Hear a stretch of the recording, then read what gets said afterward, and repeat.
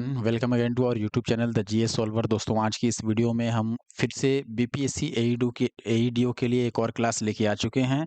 Exam काफ़ी करीब है दोस्तों, जनवरी में संभावित है। परीक्षा तिथि भी पहले से तय है बीपीएससी के कैलेंडर के अनुसार। इसीलिए आखिरी समय में आप क्या पढ़ें, कौन सी चीज़ों का रिविजन करें जिससे कि आपके लिए पेपर आसान हो या उसमें आपके पढ़े हुए क्वेश्चन आने के चांसेस बने रहें। इसके लिए हम ये सीरीज चला रहे हैं जिसमें ऑलरेडी हमने आपका प्राचीन भारत और इसके अलावे मध्यकालीन भारत दोनों ही इतिहास को हमने कवर कर दिया है ऑलरेडी एक-एक वीडियो में केवल।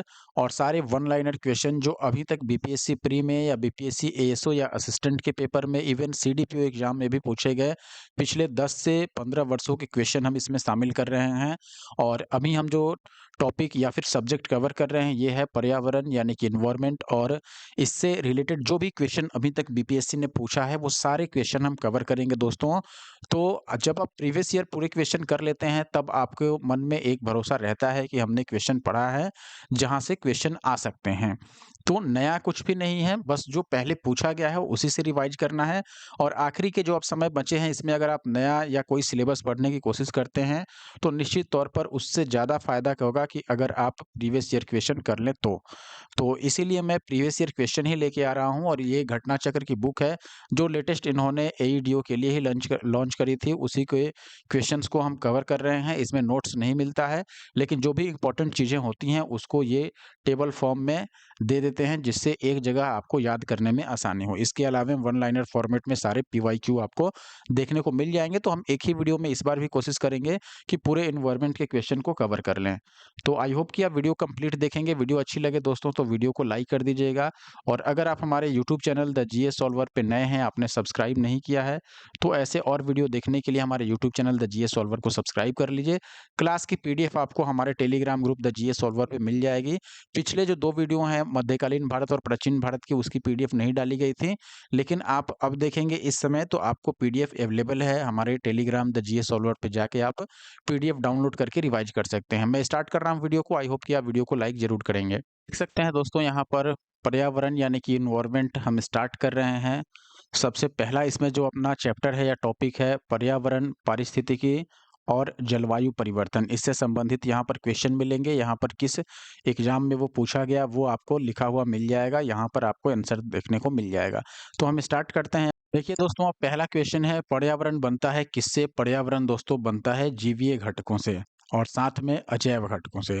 पर्यावरण में 2 तरह के घटक होते हैं इसके। जैसे कंपोनेंट किसी चीज़ के, जैसे मैं आपसे पूछूं वाटर किससे बनता है तो आप बोलोगे हाइड्रोजन और ऑक्सीजन से। ये कंपोनेंट है जिससे वाटर हमारा यानी कि H2O बनता है। वैसे ही अगर आपसे जैसे पूछा जाए कि चलो बताओ घर कैसे बनता है या दीवार कैसे बनती है, आप बोलोगे ईंट लग जाता है उसमें, उसके अलावा सीमेंट लगता है, फिर आपका सैंड लगता है और बाकी जो भी उसमें आवश्यक चीज़ें लगती हैं वो सारे उसके घटक हुए। तो वैसे ही पर्यावरण कैसे बनता है? पर्यावरण के 2 घटक होते हैं, एक तो जीवीय या फिर जैव घटक और दूसरा अजैव घटक। तो आपको याद रखना है दोस्तों जैव और अजैव। बेसिक सा ये क्वेश्चन है, 10th में आपको पढ़ने को मिला होगा अगर आप पढ़े होंगे तो। अगला सवाल है पृथ्वी के चारों ओर गैसों का समूह क्या कहलाता है? वायुमंडल कहलाता है। ये भी 10th में ही या 8th में आपको मिलने को मिला होगा पढ़ने को। दोस्तों, पृथ्वी के चारों ओर जो गैसों का समूह है अलग-अलग उसको वायुमंडल बोलते हैं। अगर ये अर्थ है तो इसके चारों तरफ गैसों का एक आवरण है आप कहिए तो, या समूह है जो बाकी के ग्रह हैं उससे पृथ्वी को अलग बनाता है। इसमें ऑक्सीजन की उपस्थिति और ऑक्सीजन, नाइट्रोजन, कार्बन डाइऑक्साइड और बाकी के जो भी गैसें हैं उनके मिश्रण को जो चारों तरफ फैला है उसको हम वायुमंडल, एटमॉस्फेयर बोलते हैं। अगला सवाल है वायु क्या है? एक वायु दोस्तों मिश्रण है, क्योंकि इसमें कई गैसें मिली रहती हैं तो कई गैसों का ये मिश्रण है। इसको जैसे आपने पढ़ा होगा कि पदार्थ 3 प्रकार के जनरली होते हैं, तत्व, यौगिक और मिश्रण। तो वायु जो है वो एक मिश्रण है। अगला सवाल है हवा में जिस गैस की मात्रा सबसे अधिक है वो कौन सी है दोस्तों? नाइट्रोजन। हवा में सबसे अधिक क्या है? नाइट्रोजन। क्योंकि आप देखेंगे दोस्तों नाइट्रोजन का जो परसेंटेज है हवा में वो लगभग 78% होता है। और इसके बाद जो सबसे अधिक मात्रा है दोस्तों वो ऑक्सीजन की मात्रा आप देखोगे तो करीब करीब ये 21% के आसपास इसका मात्रा है हमारे वायुमंडल में। अब अगला सवाल है आपके पास, हाल ही में संयुक्त राष्ट्र पर्यावरण सभा का चौथा सत्र यानी कि UNEA 4 कहाँ आयोजित किया गया? ये बहुत पहले का क्वेश्चन है। उस समय नैरोबी केन्या में इसकी केन्या की राजधानी जो है नैरोबी, वहाँ पर इसका चौथा सत्र का आयोजन किया गया था। जहाँ जीव रहता है उस सटीक जगह को क्या बोलते हैं? जीव का आवास। ठीक है, जैसे आपने मुख्यमंत्री आवास देखा होगा, जहाँ मुख्यमंत्री रहते हैं, वैसे ही जहाँ कोई जीव रहता है उसको, उस जीव का हम आवास बोलते हैं उस जगह को। बिहार के प्रथम रामसर क्षेत्र कहाँ स्थित है? बिहार का पहला जो रामसर साइट है दोस्तों वो है कबार ताल, या इसको कांवर झील भी बोलते हैं, यह बेगूसराय में स्थित है। और कांवर झील जो है ये एशिया का सबसे बड़ा ऑक्सबो लेक भी है, ये भी याद रखना है। गोखुर झील सबसे बड़ा गोखुर झील, ये कौन है? ये भी कांवर झील है। क्वेश्चन मिलता-जुलता है। देखो 66वीं के बाद 68वीं में भी पूछा गया, बिहार का पहला रामसर स्थल कौन है? कांवर झील। कांवर झील भी कई बार इसको लिखा जाता है। इसका कबार ताल भी नाम है, इसलिए याद रखिएगा, बेगूसराय में स्थित है। सबसे लंबा जीवित वृक्ष कौन-सा है दोस्तों? Sequoia Hyperion. सिकोया हाइपरियन ये सबसे लंबा जीवित वृक्ष है। ये गैसें ग्लोबल वार्मिंग में ग्रीन हाउस प्रभाव द्वारा योगदान देती हैं, यानी कौन सी गैसें हैं जिसके कारण ग्रीन हाउस प्रभाव बढ़ता है? ग्रीन हाउस गैसें किनको कहते हैं दोस्तों? तो कार्बन डाइऑक्साइड है, नाइट्रस ऑक्साइड है और मीथेन है। इनकी अधिकता से ग्रीन हाउस इफ़ेक्ट जो है वो अधिक होता है। अगला सवाल है, जलवायु परिवर्तन पर संयुक्त राष्ट्र संघ के कन्वेंशन ढांचा किससे संबंधित है? यह दोस्तों ग्रीन हाउस गैस सांद्रताओं के स्थिरीकरण से संबंधित है। जलवायु परिवर्तन पर संयुक्त राष्ट्र संघ का जो कन्वेंशन ढांचा है वो किससे संबंधित है? ग्रीन हाउस गैसों की जो सांद्रताएं हैं उनके स्थिरीकरण से। Carbon dioxide, carbon monoxide, nitrous oxide और क्लोरोफ्लोरोकार्बन में से कौन सी गैस ओजोन परत के अवक्षय के लिए उत्तरदायी है? यानी कि जो ओजोन परत है उसका क्षय किसके कारण होता है? ओजोन परत खराब किसके कारण होती है? कौन सी गैस के कारण? तो CFC आपने नाम होगा, ये भी 10th का ही क्वेश्चन है। CFC को क्लोरोफ्लोरोकार्बन कहा जाता है और इसके कारण ओजोन परत को काफ़ी हानि पहुंचती है। ओजोन परत में जो क्षय हो रहा है उसमें जो छेद देखा गया है, उस छेद का यानी कि होल के बनने का कारण भी कहीं न कहीं क्लोरोफ्लोरोकार्बन है। मरुस्थल, नदी, ध्रुवीय क्षेत्र और उष्णकटिबंधीय क्षेत्र में से सर्वाधिक जैव विविधता वाला क्षेत्र कौन है? देखिए मरुस्थल तो नहीं होगा, ध्रुवीय क्षेत्र भी नहीं होगा, तो इन तीनों में अगर देखिएगा तो उष्णकटिबंधीय क्षेत्र जो है ये सबसे अधिक जैव विविधता वाला क्षेत्र है। देखिए सबसे अधिक जैव विविधता का मतलब क्या है? जहाँ पर विभिन्न प्रकार के जीव हों। जैव विविधता यानी विभिन्न प्रकार के जीवों का सम्मिश्रण। तो यह उष्णकटिबंधीय क्षेत्रों में देखा जाता है, इन सभी में अधिक। जैव मंडल में सभी जीवित जातियाँ जीवित रहने के लिए एक दूसरे से परस्पर संबंधित रहती हैं और एक दूसरे पर निर्भर करती हैं। इस जीवन समर्थित तंत्र को क्या कहते हैं? इसको पारितंत्र बोलते हैं, पारितंत्र। वो आसान है, याद रहेगा आपको, कोई भी जैवमंडल हो उसमें जीवित जातियाँ जितने भी हैं, जीवित प्रजातियाँ वो एक-दूसरे से संबंधित रहती हैं, किसी न किसी तरह से एक-दूसरे पर निर्भर रहती है। जैसे हम फसलों पे निर्भर हैं या जंतुओं पर भी कई प्रकार से निर्भर हैं, जंतु हमारे ऊपर निर्भर हैं या वो भी पेड़-पौधों पर निर्भर हैं, तो एक-दूसरे जीवों पर निर्भर रहना, ये जो समर्थन है या तंत्र है इसको पारितंत्र बोलते हैं। ऐसे ही पारिस्थितिकी तंत्र होता है। तो दोस्तों जो पारिस्थितिकी तंत्र होता है उसमें और पारितंत्र में अंतर इतना ही है कि पारिस्थितिकी तंत्र में देखो सबसे पहले मान लो अगर ये कोई जीव है, तो जीव के चारों ओर का जो भी समझिए कि एक तरह से पर्यावरण है या चारों तरफ का जो वातावरण है जिसमें बाकी के जीव हैं, जैविक अजैविक घटकें हैं, चाहे वो सजीव हों, निर्जीव हों, जिससे यह जीव प्रभावित होता है या जिससे इसका कोई अन्योन्य क्रिया है, उन सभी के समूह को हम क्या बोलेंगे? उनको हम बोलते हैं पर्यावरण। यानी कि इस जीव के चारों तरफ का जो क्षेत्र है, जिस परिवेश में जीव रहता है वो परिवेश क्या है? पर्यावरण है। और अब आता है, ये पर्यावरण हुआ और मैं पारिस्थितिकी की बात कर रहा था। तो पर्यावरण और इस जीव के बीच में जो क्रिया होता है यानी पर्यावरण में जो बाकी के जीव हैं या चाहे वो अजैविक घटक हो, जैविक घटक हो यानी सजीव हो या निर्जीव हो, उसका इस जीव के साथ जो भी अंतःक्रिया होता है उसको हम बोलते हैं पारिस्थितिकी। और पारितंत्र का मतलब एक जीव दूसरे जीव से जो अपने साथ अंतःक्रिया करता है या जो संबंधित है या जीवन को लेकर के एक दूसरे के ऊपर डिपेंड है, उसको हम पारितंत्र बोलते हैं। अगला सवाल है दोस्तों, जीव जो क्लोरोफिल की उपस्थिति में सूर्य के प्रकाश का उपयोग कर अकार्बनिक पदार्थों को कार्बनिक यौगिकों में परिवर्तित करते हैं, वो क्या कहलाते हैं दोस्तों? वो कहलाते हैं स्वपोषी। स्वपोषी यानी कि जो क्लोरोफिल की उपस्थिति में सूर्य का प्रकाश का उपयोग करते हैं और पौधों के लिए भोजन बनाते हैं, या फिर आप कहिए कि वो ऑक्सीजन उत्पन्न करते हैं, अपना भोजन स्वयं बनाते हैं। सूर्य के प्रकाश का इस्तेमाल किए अकार्बनिक पदार्थों को कार्बनिक यौगिकों में बदल देते हैं। तो वो स्वपोषी होते हैं और कुछ जीवाणु भी स्वपोषी होते हैं।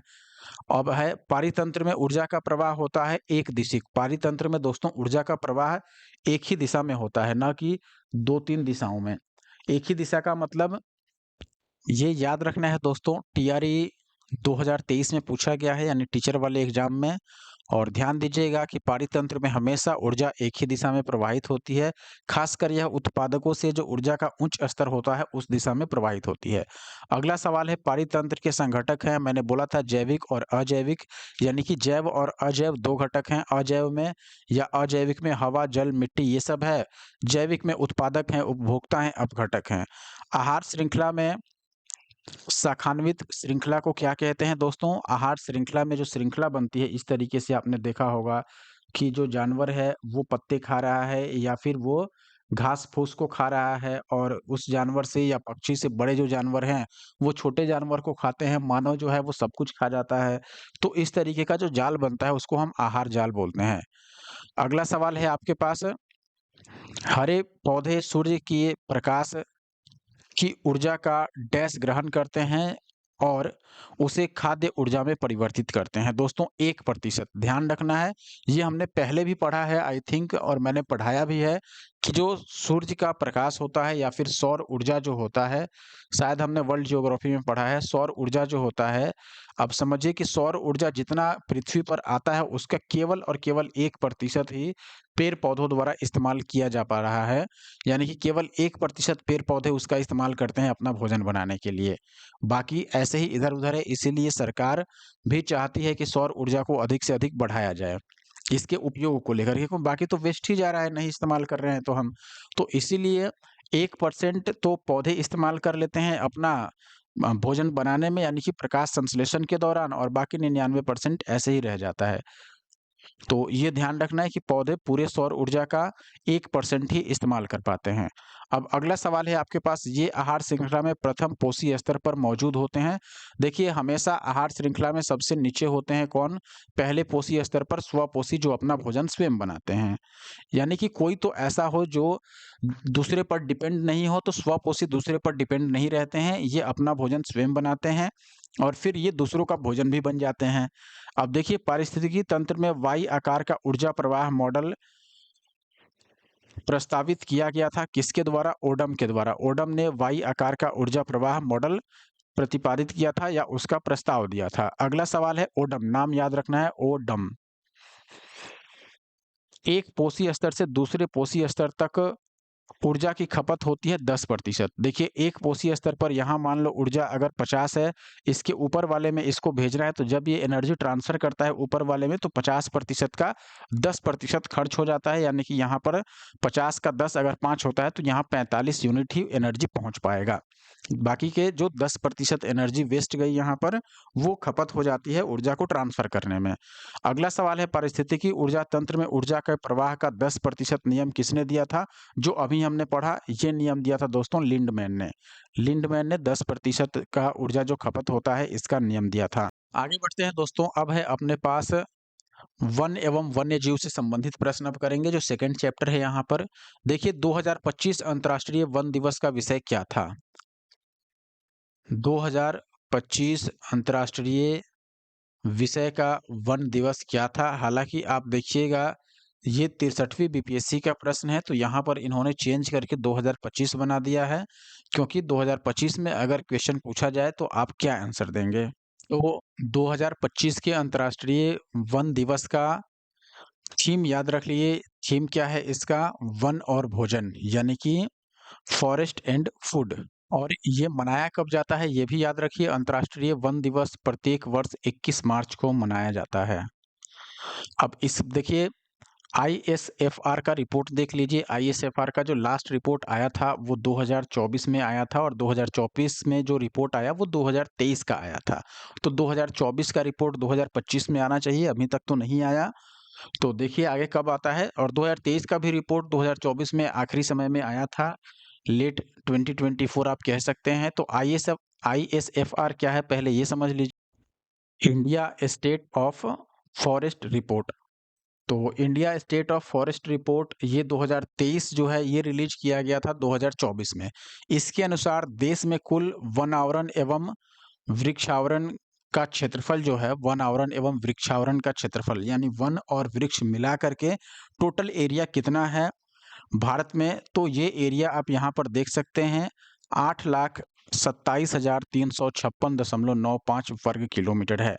और आईएसएफआर 2023 के अनुसार देश में कुल वनावरण एवं वृक्षावरण का परसेंटेज कितना है, यानी ये जो भूमि है वो देश के क्षेत्रफल का कितना प्रतिशत हुआ, तो ये 25.17% जो है, देश के कुल भूमि के 25.17% भूमि पर कुल वन और वृक्ष शामिल हैं। अब देखिए 2023 आईएसएफआर के रिपोर्ट के अनुसार देश में कुल वनावरण कितना है, तो केवल वन अगर देखिएगा तो 21.76% है। तो यहाँ वनावरण और वृक्षावरण मिलाकर था 25.17%, अगर वृक्षावरण छोड़ दें केवल वन का देखिएगा तो 21.76% होगा। आईएसएफआर 2023 के अनुसार क्षेत्रफल की दृष्टि से आईएसएफआर 2021 की तुलना में आईएसएफआर 2023 में वन आवरण में वृद्धि दिखाने वाला शीर्ष 5 राज्य कौन सा है, या फिर केंद्र शासित प्रदेश भी मिला लिया जाए तो देखिए सबसे अधिक जो इन सालों में ये 2 साल पर हुआ है, तो देखिए 21 के बाद सीधे 23 आ गया। तो 23 में इसके बाद सीधे आपको 23 का मतलब ये 24 में आया है, तो अब 26 में आना चाहिए आई थिंक। लेकिन जब भी आए देखिए यहाँ पर 23 का जो रिपोर्ट है 21 से 23 आते-आते सबसे अधिक वनावरण में वृद्धि दिखाया है दोस्तों मिजोरम ने, जो आपको 241.73 वर्ग किलोमीटर ज़्यादा वनावरण में वृद्धि इतना देखने को मिला है। इसके बाद गुजरात 180.07 वर्ग किलोमीटर, फिर ओडिशा जो कि 151.89 वर्ग किलोमीटर है, फिर कर्नाटक 147.70 वर्ग किलोमीटर, फिर केरल 133.42 वर्ग किलोमीटर। देख रहे हैं आप कि अभी हम जो कर रहे हैं दोस्तों ये कोई पीवाईक्यू नहीं है, लेकिन इंपॉर्टेंट फैक्ट्स है जो आपको याद रखना है। आईएसएफआर 2023 के अनुसार परसेंटेज की दृष्टि से आईएसएफआर 2021 की तुलना में 2023 में वनावरण वृद्धि करने वाले 4 सबसे बड़े राज्य और केंद्र शासित प्रदेश अगर आप देखिएगा, तो देखिए क्षेत्रफल के हिसाब से सबसे अधिक वृद्धि किसने किया था, मिजोरम ने। लेकिन प्रतिशत के हिसाब से चंडीगढ़ ने लगभग 5% का वृद्धि दिखाया है वनावरण में, फिर बिहार 5% से सीधे यहाँ पर 1.74% है, तो लगभग आप देखिए तो 3.5% का अंतर यहाँ पर दिख रहा है। तो बिहार हालांकि फिर भी चलिए अच्छा है कि कम से कम इतना वृद्धि तो किया है, प्रतिशत में दूसरे स्थान पर है 1.74% वृद्धि दिखाया है। मिजोरम 1.36% और गुजरात 1.21%। तो ध्यान रखना है परसेंटेज के हिसाब से सबसे ज़्यादा वनावरण बढ़ा है चंडीगढ़ में, और बिहार दूसरे स्थान पर है, तो बिहार का डेटा भी आप याद रख सकते हैं। और अगर हम क्षेत्रफल के हिसाब से देखें तो मिजोरम सबसे अधिक अपना परसेंटेज बढ़ाया है, उसके बाद गुजरात था। अगला सवाल है आपके पास, आईएसएफआर 2023 के अनुसार देश में कुल वनावरण प्रतिशत कितना है। वृक्षावरण देखिए वृक्षावरण आप घटा सकते हैं, 25.17% था क्या, वन और प्लस वृक्षावरण दोनों मिला करके, और इसमें 21 दशमलव कुछ प्रतिशत था यहाँ पर, एग्जैक्ट मैं अभी नहीं बता रहा हूँ, 21 पॉइंट कुछ परसेंटेज था यहाँ पर केवल वनावरण। तो दोनों को अगर माइनस कीजिएगा तो ये आपको मिल जाएगा लगभग, ये ज़्यादा था यहाँ पर 17 से ज़्यादा, तो इसमें एक आप कैरी दे दोगे इधर, तो यहाँ पर केवल 4 रह जाएगा, तो ये 3 पॉइंट समथिंग आएगा। हालांकि अगर ये 3.41 है तो आप ऐड कर सकते हैं यहाँ पर, दोनों को ऐड करके आपको मिल जाएगा, ठीक है ना। तो अभी हम आगे बढ़ते हैं, चाहे तो यहाँ माइनस भी कर सकते हैं इसमें से सीधे, तो ये 6 आ जाएगा, 76 21.76 था, ये ऐड करोगे तो उतना मिल जाएगा आपको। तो वन केवल है 21.76% और 25.17% है वन और वृक्ष दोनों, इनको माइनस करोगे तो 3.41% केवल वृक्षावरण है पूरे देश में कुल क्षेत्रफल का। अच्छा आईएसएफआर 2023 के अनुसार क्षेत्रफल की दृष्टि से 5 सर्वाधिक वनावरण वाले राज्य, तो देखिए यहाँ पर वन आवरण के बारे में पूछा गया है, तो वृद्धि करने वाला नहीं, देखिए कंफ्यूज नहीं होना है। पहला प्रश्न हमने देखा जिसमें पूछा गया था कि वृद्धि कितना हुआ किसमें, वन आवरण में, और ये वृद्धि क्षेत्रफल के रूप में दिखाया गया था जिसमें मिज़ोरम सबसे आगे था। जब ये वृद्धि आप प्रतिशत के हिसाब से देखिएगा तो इसमें सबसे आगे चंडीगढ़ है। चंडीगढ़, केंद्र शासित प्रदेश और राज्य सब में मिला के केवल राज्य में अगर पूछा जाए तो ध्यान दीजिएगा फिर बिहार सबसे आगे हो जाएगा, क्योंकि चंडीगढ़ राज्य और केंद्र शासित दोनों को मिलाकर सबसे आगे है। अगर ऑप्शन में ये दे दिया जाए कि भाई कौन-सा राज्य है, केंद्र शासित प्रदेश क्वेश्चन में लिखा ही नहीं जाए तब बिहार आपका आंसर होगा। क्योंकि अगर राज्य पूछेगा तो आप चंडीगढ़ को तो आंसर नहीं लगा सकते क्योंकि चंडीगढ़ तो कोई राज्य है नहीं। इसलिए वैसे में बिहार को आंसर लगाना पड़ेगा। तो ये प्रतिशत के हिसाब से था। अब आपसे पूछा जा रहा है यहाँ पर कि क्षेत्रफल के हिसाब से, यहाँ वृद्धि नहीं पूछा जा रहा है, पुराने नए सभी जोड़ करके सबसे अधिक वन कहाँ पर है? वन का क्षेत्रफल। तो सबसे अधिक वन क्षेत्रफल वाला राज्य है मध्य प्रदेश, उसके बाद अरुणाचल प्रदेश, फिर छत्तीसगढ़, फिर उड़ीसा और महाराष्ट्र। 2023 के अनुसार राज्यों में प्रतिशत की दृष्टि से सबसे अधिक प्रतिशत वन कहाँ पर है? यानी कुल उसके भूमि का, उस राज्य की कुल भूमि का प्रतिशत सबसे अधिक कहाँ पर है वन के रूप में? तो ये काफ़ी पहले से मिज़ोरम ही रहा है इसमें आगे। तो मिज़ोरम अभी भी आगे है दोस्तों, लगभग 85.3% मिज़ोरम में वन है। आप सोचिए दोस्तों, ऐसे नियम के अनुसार लगभग 33% हिस्से पर वन होना चाहिए। जो पर्यावरण का नियम है या सरकार का नियम है उसमें यही बोला गया है कि कम से कम कुल क्षेत्रफल का 33% हिस्से पर क्या होना चाहिए? वन आवरण होना चाहिए। मिज़ोरम में समझिए अगर 100 किलोमीटर स्क्वायर का एरिया है मिज़ोरम का, तो सोचिए इसमें से 85.34 किलोमीटर स्क्वायर एरिया में वन फैला हुआ है। तो वहाँ पर हवा सब चीज़ बहुत शुद्ध मिलता होगा। और देखिए यहाँ पर अरुणाचल प्रदेश भी अच्छा है, 78.67% है यहाँ पर वन आवरण। मेघालय में 75.65% और मणिपुर में 74.28% और नागालैंड में 73.72%। अब आप देखिएगा दोस्तों कि ये जो सारे राज्य हैं, अरुणाचल प्रदेश को छोड़ दीजिए तो कोई भी राज्य यहाँ पर परसेंटेज में आगे नहीं है। मध्य प्रदेश में भले ही वन आवरण का क्षेत्रफल सबसे अधिक है, लेकिन परसेंटेज के हिसाब से ये अभी भी टॉप 5 स्टेट्स में नहीं आता। तो आप सोचेंगे कि क्यों नहीं आता? क्योंकि मध्य प्रदेश का एरिया ज़्यादा है।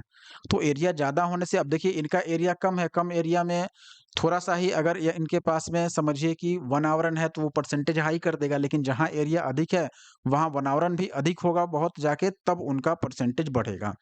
तो अगला सवाल आपके पास है, आईएसएफआर 2023 के अनुसार क्षेत्रफल की दृष्टि से सर्वाधिक वन आवरण वाला 3 संघीय राज्य क्षेत्र यानी कि यूनियन टेरिटरी बताना है। तो यहाँ पर देखिए जम्मू, फिर जम्मू कश्मीर और अंडमान और निकोबार द्वीप समूह और लद्दाख। तो 3 सबसे अधिक वन आवरण वाले जो यूनियन टेरिटरीज़ हैं, इसमें जम्मू कश्मीर सबसे आगे है, फिर अंडमान निकोबार, फिर लद्दाख है। अब देखिए आईएसएफआर 2023 के अनुसार क्षेत्रफल की दृष्टि से न्यूनतम वनावरण वाला 5 राज्य, यानी कि जहाँ वनावरण कम हो, तो आपके पास है हरियाणा, पंजाब, गोवा, सिक्किम और बिहार है। तो इनमें बिहार भी शामिल है जहाँ पर वन बहुत कम है पूरे क्षेत्रफल के हिसाब से। फिर आईएसएफआर 2023 के अनुसार क्षेत्रफल की दृष्टि से सबसे अधिक वृक्ष, देखिए अब वन आवरण नहीं, अब वृक्षावरण पूछा गया है। सबसे अधिक वृक्षावरण वाला राज्य इसमें महाराष्ट्र है, फिर राजस्थान है, फिर यूपी है। और ऐसे ही प्रतिशत की दृष्टि से सबसे अधिक वृक्षावरण कहाँ है? तो केरल में सबसे अधिक वृक्ष है, फिर गोवा में और फिर छत्तीसगढ़ में। ये परसेंटेज के हिसाब से है, लेकिन क्षेत्रफल के हिसाब से देखिएगा तो महाराष्ट्र आगे है इसमें वृक्षावरण के मामले में।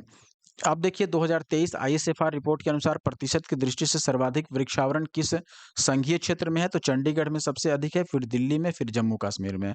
ऐसे ही आईएसएफआर 2023 के अनुसार प्रतिशतता की दृष्टि से सर्वाधिक वनावरण वाले 3 संघीय क्षेत्र, तो लक्षद्वीप हैं और फिर अंडमान और निकोबार और इसके बाद है जम्मू और कश्मीर।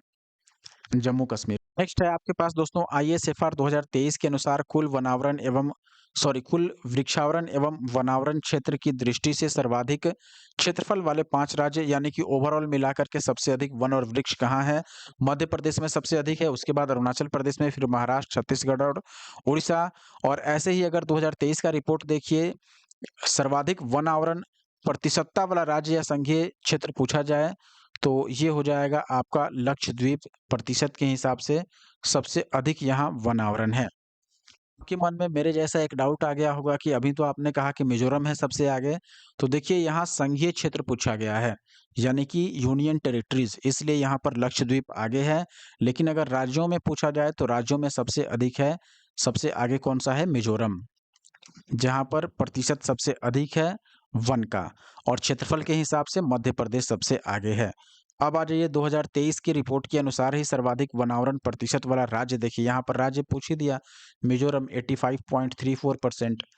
अगला सवाल है, गैर वन क्षेत्र में विकसित किया गया यह पादप जिसे भारतीय वन संशोधन अधिनियम 2017 में वृक्षों की परिभाषा से विलोपित किया गया, वो है बांस। बांस को अब वृक्ष नहीं माना जाता है। देखिए दोस्तों, लवण सहिष्णु वनस्पति समुदाय जो विश्व के ऐसे उष्णकटिबंधीय एवं उपोष्णकटिबंधीय अंतःज्वारीय क्षेत्रों में पाए जाते हैं जहां वर्षा का स्तर 2100 से 6400 के मध्य हो, उन वनस्पतियों को क्या कहते हैं दोस्तों? उनको हम बोलते हैं मैनग्रोव। तो मैनग्रोव जरूर याद रखना है। और सबसे बड़ा जो मैनग्रोव है वो सुंदरबन डेल्टा है, ये याद रखना है। ISFR 2019 इसके अनुसार भारत में मैनग्रोव आवरण दक्षिण एशिया की संपूर्ण मैनग्रोव वनस्पति का लगभग 3% था, तो ये भी याद रखना है। और 2023 का अगर रिपोर्ट देखिएगा तो वर्ष 2021 में भारत में सर्वाधिक मैनग्रोव आच्छादित 4 राज्य अगर पूछा जाए या यूनियन टेरिटरीज, तो इसके हिसाब से पश्चिम बंगाल में सबसे अधिक है, कारण है सुंदरबन डेल्टा। उसके बाद गुजरात है, उसके बाद अंडमान निकोबार द्वीप समूह है, देखिए तटीय इलाकों में ही पाया जाता है निश्चित तौर पर, और आंध्र प्रदेश। तो पश्चिम बंगाल, फिर आ जाइए सीधे गुजरात, उसके बाद फिर सीधे चले जाइए कहाँ? अंडमान निकोबार, और फिर वापस आइए आंध्र प्रदेश। ये सभी 4 जो राज्य या केंद्र शासित प्रदेश हैं, यहाँ पर सबसे अधिक मैनग्रोव देखने को मिलेगा अभी के समय में आपको।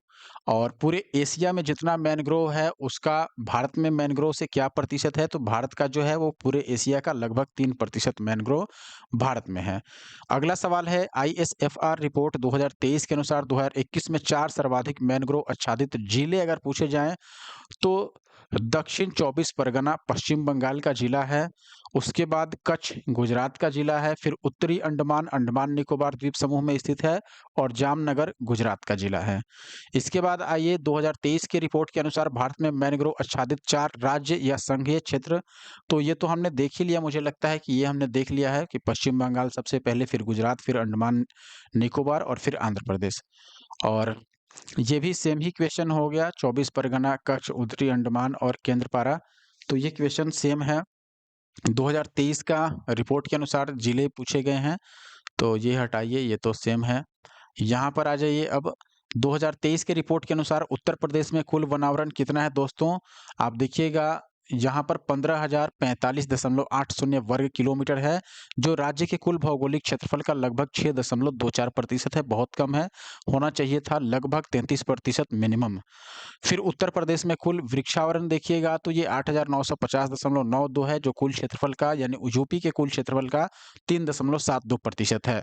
अब यूपी में कुल वनावरण और वृक्षावरण दोनों मिला लीजिए, शुरू में हमने वनावरण देखा फिर वृक्षावरण देखा, अगर दोनों को मिला लीजिएगा तो यहाँ पर टोटल एरिया बनता है 23,000, इन दोनों को जोड़ लीजिए, 15 और 8 22, और यहाँ पर 950, इसमें 45 जोड़ दीजिए, तो ये लगभग 23,000, लेकिन यहाँ पर दिया हुआ है अगर दोनों हम मिलाते हैं तो जोड़ के यहाँ पर 2 8 और 9 17 आ गया यहाँ पर, फिर 5 और 1 6, अच्छा एक इधर से आपका कैरी आ रहा है, तो ये 23,996.72 वर्ग किलोमीटर वाले। दोस्तों आपके पास ISFR 2023 की रिपोर्ट के अनुसार उत्तर प्रदेश में न्यूनतम वनावरण प्रतिशत वाला जिला कौन सा है? संभल, भदोही और मैनपुरी सबसे कम यहाँ पर वन देखने को मिलता है, और ऐसे ही उत्तर प्रदेश में सबसे अधिक वन कहाँ देखने को मिलता है? सोनभद्र, चंदौली और श्रावस्ती। अब उत्तर प्रदेश में न्यूनतम वनावरण वाला क्षेत्र कौन सा है? जिला, यहाँ पर न्यूनतम वनावरण प्रतिशतता पूछा गया था, लेकिन यहाँ पर क्षेत्रफल के अनुसार न्यूनतम वन पूछा जा रहा है, तो भदोही यहाँ भी है, फिर मऊ है और संभल है। अब यूपी का में सर्वाधिक वनावरण क्षेत्र वाला जिला पूछा जा रहा है, तो सोनभद्र, लखीमपुर खीरी और मिर्जापुर सर्वाधिक वनावरण वाला क्षेत्र। और यहाँ सर्वाधिक वनावरण वाला क्या था? प्रतिशत। तो क्षेत्र और प्रतिशत दोनों है, इसलिए थोड़ा कंफ्यूजन होगा, लेकिन कंफ्यूज नहीं होइएगा। 2023 के अनुसार वन क्षेत्र के संदर्भ में 3 देश कौन से हैं जहां पर वन सबसे अधिक देखने को मिलता है? रूसी संघ है, फिर ब्राजील है और कनाडा है। ब्राजील खासकर आपको पता होगा अमेजन जंगल का अधिकांश हिस्सा ब्राजील में है। तो आगे बढ़ने से पहले अगर आपने अभी तक हमारे YouTube channel the GS solver को नहीं सब्सक्राइब किया है, तो आपसे रिक्वेस्ट है कि हमारे YouTube channel the GS solver को ज़रूर सब्सक्राइब कर लें दोस्तों। और इसके अलावे अगर आपने इस वीडियो को लाइक नहीं किया तो प्लीज़ लाइक कर दीजिए, और कमेंट नहीं किया अगर तो कमेंट भी ज़रूर कर दीजिए। दोस्तों के साथ हो सके तो शेयर भी कर लिया कीजिए। और क्लास की पीडीएफ आपको हमारे Telegram group the GS solver पे मिल जाएगी। आईएसएफआर 2023 के अनुसार दोस्तों क्षेत्रफल की दृष्टि से भारत का सर्वाधिक मैंग्रोव आच्छादित राज्य कौन सा है? पश्चिम बंगाल, ये हमने देख ही लिया है। वैश्विक वन संसाधन आकलन यानी कि जीएफआरए ग्लोबल फॉरेस्ट रिसोर्सेज असेसमेंट्स के तहत विश्व के वनों एवं उनके प्रबंधन की नियमित निगरानी करता है कौन? ये करता है दोस्तों यूएनएफएओ यानी कि संयुक्त राष्ट्र का खाद्य एवं कृषि संगठन, फूड एंड एग्रीकल्चर ऑर्गेनाइजेशन। तो ये आपको याद रखना है। अब यहाँ पर टेबल के रूप में उसको दिया गया है, आप ये पढ़ सकते हैं। हालाँकि ये सारी चीज़ें हमने ऑलरेडी डिस्कस कर ली हैं, इसलिए मैं बस यहाँ दिखा देता हूँ। आप स्क्रीनशॉट इसको ले लीजिए, आराम से पढ़ सकते हैं। और आप चाहें तो पीडीएफ भी हमारे टेलीग्राम ग्रुप से डाउनलोड कर सकते हैं। और बाकी का जो है वो भी मैं दिखा देता हूँ, यहाँ पर देखिए। अब आ जाते हैं हम सीधे क्वेश्चन पर। हिमाचल प्रदेश, असम, आंध्र प्रदेश और अरुणाचल प्रदेश में सर्वाधिक वन वाला क्षेत्रफल है। निश्चित तौर पर अरुणाचल प्रदेश दूसरे नंबर पे आता है। सर्वाधिक वन अभी क्षेत्रफल के हिसाब से मध्य प्रदेश में है, और इसके बाद आपको मिल जाएगा अरुणाचल प्रदेश में। भारतीय वन अनुसंधान और शिक्षा परिषद आईसीएफआरई ने वन आधारित समुदायों का समर्थन करने के लिए टीआईएफएसी के साथ समझौता ज्ञापन यानी एमओयू पर हस्ताक्षर किया है। आईसीएफआरई का मुख्यालय कहाँ है? तो आईसीएफआरई का जो मुख्यालय है, ध्यान से देखिए, आईसीएफआरई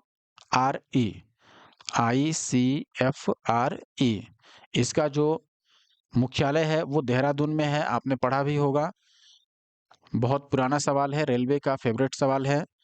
पश्चिम चंपारण, गया, कैमूर और नवादा में से यह जिला सबसे अधिक घने पतझड़ वाला वन क्षेत्र से घिरा है। पश्चिमी चंपारण, देखिए पश्चिम चंपारण इसका सही उत्तर है। ये सवाल दोबारा भी पूछा जा सकता है, 65वीं बीपीएससी में आया था कि पश्चिम चंपारण, गया, कैमूर और नवादा में से कौन सा जिला है जहां सबसे अधिक पतझड़ वाले वन मिलते हैं? तो ये पश्चिम चंपारण में देखने को मिलते हैं। अगला सवाल है दोस्तों, ब्रिटिश शासन के दौरान भारतवर्ष के अंतर्गत निर्वनीकरण का मुख्य कारण क्या था? टीआरई 2023 में पूछा गया है। विस्तारित खेती की मांग को पूरा करने के लिए भूमि को उन्नत करना, खेत के विस्तार के लिए खासकर उस समय निर्वनीकरण यानी वनों को काटा जा रहा था। नेक्स्ट है आपके पास दोस्तों, यह जंगल में आहार श्रृंखला का प्रतिनिधित्व करता है। जंगल में आहार श्रृंखला देखना हो तो देखो, पादप, हिरण और शेर। पादप को हिरण खाता है और हिरण को कौन खा लिया? शेर खा लिया। तो ये अगर मान लो पेड़ पौधे पत्तियां हैं, इसको कौन खा लेगा? हिरण। और फिर हिरण को खाने वाला कौन बैठा है ऊपर में? शेर।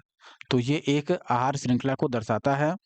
भारत में राष्ट्रीय वन नीति 1952 में उल्लिखित देश के कुल भौगोलिक क्षेत्र में वन क्षेत्र का वांछित प्रतिशत कितना होना चाहिए? मैंने बताया था कि लगभग 33% कम से कम वन होना चाहिए।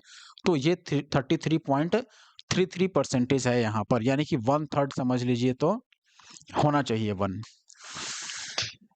1/3 का मतलब कि अगर मान लो जितना भी हिस्सा है उसका 1/3 कर लो, 1/3 ही बनेगा आपका 33.33%। अगला सवाल है, सलीम अली पक्षी अभयारण्य कहाँ है? दोस्तों गोवा में है, बहुत बार ये एसएससी में भी पूछा गया है। नेक्स्ट क्वेश्चन है, आईयूसीएन का मुख्यालय कहाँ है? आईयूसीएन का मुख्यालय है दोस्तों स्विट्जरलैंड में। दोस्तों आईयूसीएन का मतलब भी समझ लीजिए, इसका फुल फॉर्म भी पूछा जा सकता है। आईयूसीएन का मतलब है दोस्तों international union for conservation of nature. मैं लिख भी देता हूँ, international union for conservation of nature. तो ये जो आईयूसीएन है दोस्तों, इसका हेडक्वार्टर है कहाँ पर? स्विट्जरलैंड में।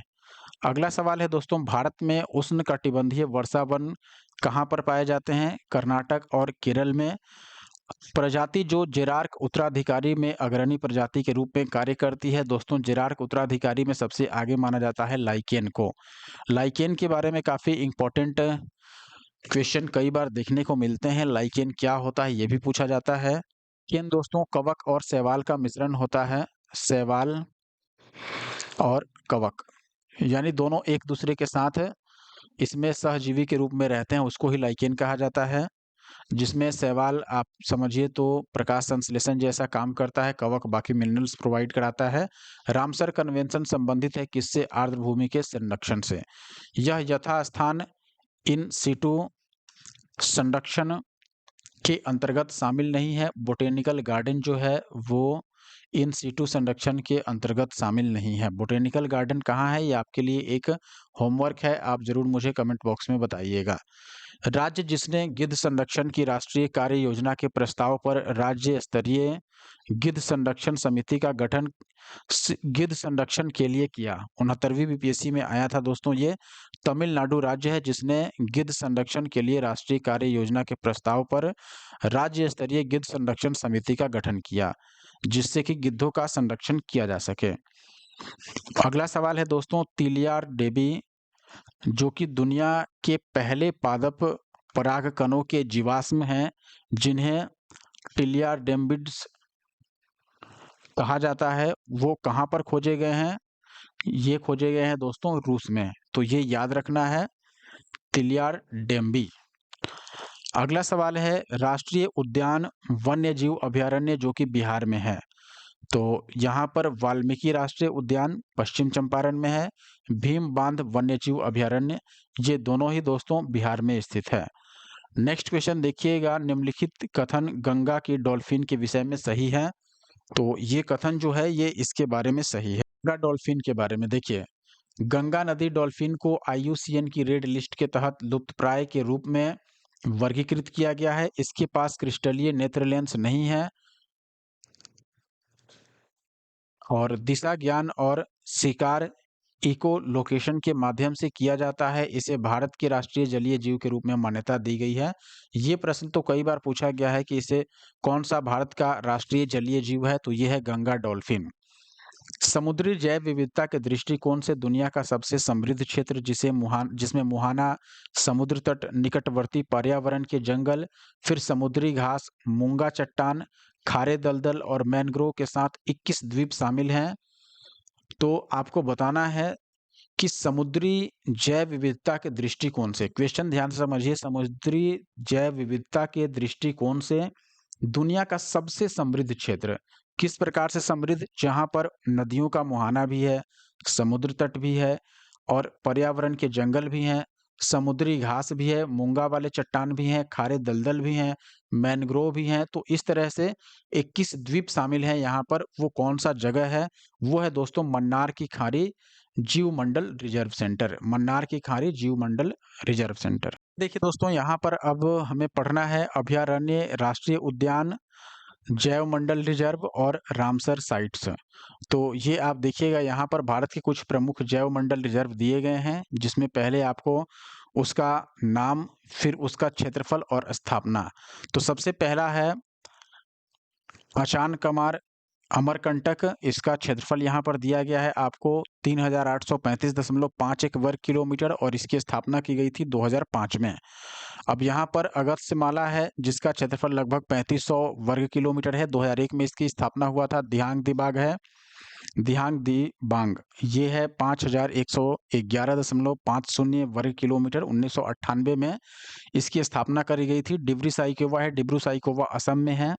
और आगे हम ऐसे पढ़ेंगे भी कि कौन सा जो रिजर्व सेंटर है वो कहाँ पर है, ये भी आगे हम पढ़ने वाले हैं। फिलहाल ये देखिए कि डिब्रू साइखोवा जो है यह 765 वर्ग किलोमीटर क्षेत्रफल में फैला हुआ है। 1997 में इसकी स्थापना हुई थी। ग्रेट निकोबार, इसका जो एरिया है वो लगभग 1038.70 है और 1989 में इसकी स्थापना हुई थी। मन्नार की खाड़ी जिसके बारे में अभी हमने पढ़ा 10,500 एरिया में फैला हुआ है, 1989 में ही इसकी स्थापना हुई। कंचनजंगा सिक्किम में है और 2931 लगभग इसका वर्ग किलोमीटर का एरिया है और वर्ष 2000 में इसकी स्थापना हुई। मानस 2837 का क्षेत्रफल है और फिर 1989 में स्थापना हुआ। नंदा देवी उत्तराखंड में है, 6407.03 वर्ग किलोमीटर एरिया है, 1988 में इसकी स्थापना हुई। उसके बाद नीलगिरी नीलगिरी भी महत्वपूर्ण है अपने आप में, इसका एरिया लगभग 5520 वर्ग किलोमीटर है, 1986 में स्थापना है। नोकरेक, नोकरेक भी इम्पोर्टेंट है, 820 स्क्वायर यूनिट इसका एरिया है और फिर 1988 में इसकी स्थापना हुई। पंचमढ़ी 4981.72 इसका एरिया है, 1999 में इसकी स्थापना हुई। सिमलीपाल, सिमलीपाल जो है ये उड़ीसा में है और इसकी जो एरिया है इसका 5569 और 1994 में इसकी स्थापना हुई थी। सुंदरबन पश्चिम बंगाल में, और सुंदरबन जो है इसका एरिया जो है वो 9630 और 1989 में स्थापना हुई। कच्छ गुजरात में है और 12454 इसका एरिया है और 2008 में इसकी स्थापना हुई। शीत मरुस्थल 7770 इसका एरिया है, 2009 में स्थापित। शेषाचलम पहाड़ियाँ 4755.997 इसका स्क्वायर यूनिट का एरिया है और 2010 में स्थापना हुआ। पन्ना जो है 2998.98 स्क्वायर यूनिट एरिया है, 2011 में इसकी स्थापना हुई। अब देखिए यहाँ पर भारत के कुछ प्रमुख टाइगर रिजर्व हमें देखना है और साथ ही वह कहाँ पर किस राज्य में स्थित है ये देखना है। सबसे पहला कॉर्बेट, जिसको जिम कॉर्बेट भी बोला जाता है, उत्तराखंड में स्थित है। बांदीपुर कर्नाटक में है। मानस असम में है। पलामू कहाँ है? झारखंड में। पलामू तो नाम आपने सुना होगा। रणथंभौर बहुत इंपॉर्टेंट है, राजस्थान में है। सिमलीपाल मैंने बताया आपको कि ये उड़ीसा में है।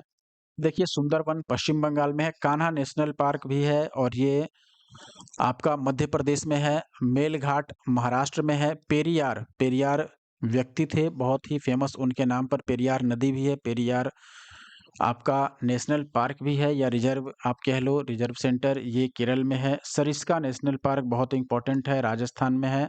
नामदफा, नामदफा भी इंपॉर्टेंट है, ये कहाँ पर है? अरुणाचल प्रदेश में। नागार्जुन सागर श्रीशैलम आंध्र प्रदेश में है, काफ़ी इंपॉर्टेंट। अमराबाद तेलंगाना में है। इंद्रावती ये भी इंपॉर्टेंट है, छत्तीसगढ़ में है इंद्रावती। तो जो इंपॉर्टेंट है एक बार मैं चाहूँगा कि इसे मार्क कर दिया जाए। देखिए सुंदरबन, क्योंकि ये कई बार पूछा जा चुका है। कान्हा भी पूछा जा चुका है। मेलघाट नहीं, पेरियार पूछा गया है। सरिस्का भी पूछा गया है। नामदफा भी पूछा गया है। नागार्जुन सागर श्रीशैलम भी पूछा गया है। इंद्रावती भी पूछा गया है। तो ये मैं एसएससी रेलवे सबको जोड़ के बता रहा हूँ, ऐसा नहीं कि ये बीपीएससी में पूछा गया हो। बुक्सा जो है ये कहाँ पर है? ये पश्चिम बंगाल में है। Dudhwa, Dudhwa national park UP में है, ये भी पूछा गया है बहुत बार। और अगला है आपके पास कालाकाड मुंडन थुरई, ये तमिलनाडु में है। वाल्मीकि नगर जो है यह पश्चिम पश्चिम चंपारण बिहार में है। पेंच नेशनल पार्क मध्य प्रदेश में है। बांधवगढ़ भी मध्य प्रदेश में है। पन्ना भी मध्य प्रदेश में है। दाम्पा मिजोरम में है। और तांबोडा अंधारी ये कहाँ पर है? महाराष्ट्र में है। जो इम्पोर्टेंट है उनको मैं हाईलाइट कर रहा हूँ। भद्रा जो है ये कर्नाटक में है। नामेरी, नामेरी भी इम्पोर्टेंट है। नमेरी या नामेरी ये असम में है। पेंच, देखिए एक पेंच मध्य प्रदेश में है, एक पेंच महाराष्ट्र में भी है। ऑप्शन पे डिपेंड करेगा कौन सा ऑप्शन में दिया गया है।